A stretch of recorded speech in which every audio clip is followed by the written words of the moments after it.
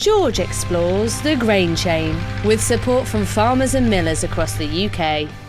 Hi there. Now, because my school project is on the grain chain, checking out farms and how they grow their crops is a really important part of the story. I already knew that the main cereal crops that farmers grow are wheat, barley and oats, but I didn't know how busy a farmer's year was. It all starts around the end of autumn. Around the time when we're enjoying Halloween and bonfire night, farmers will be out in the cold ploughing their fields and sowing the seeds. They'll also give them a good spray to help keep pesky weeds and bugs away.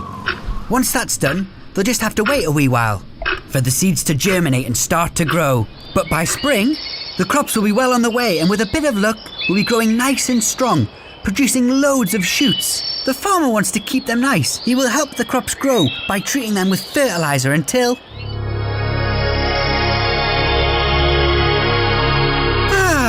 summer.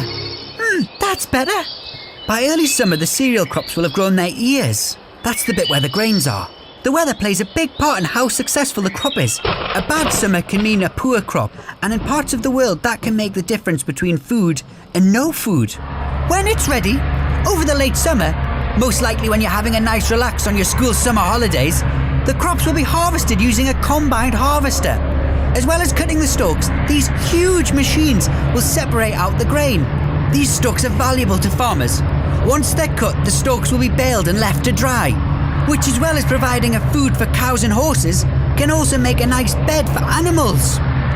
If it's even a teeny weeny bit damp, grain may rot, and that's the last thing the farmer wants. So the grain has to be dried and stored on the farm before being sent to the mill to be made into flour. Once the harvest is done, whilst it may sound like there would be time for our farmers to take a holiday, there's no chance. He or she will have to start the farming cycle all over again, ploughing and preparing the fields for the next crop. But before all that, they'll get a chance to take a breather and celebrate the harvest and try some of their produce at a local harvest festival. Phew! I'm getting hungry just thinking about it. Let's get back inside and get cooking. Here it is. Today I've made a tasty fruit loaf called Bara Breath, and it smells fantastic. There are stacks of different types of bread from all over the world, like chapatis and pita breads. But this one is from the UK, Wales in fact, where the Welsh dragons live. Let's get a slice. You have to cut Bara Breath in nice thick slices, and there's nothing better to put on top than a big thick layer of real butter. Fruit and bread together might sound a bit crazy, but it's delicious. See you soon. George explores the grain chain with support from farmers and millers across the UK.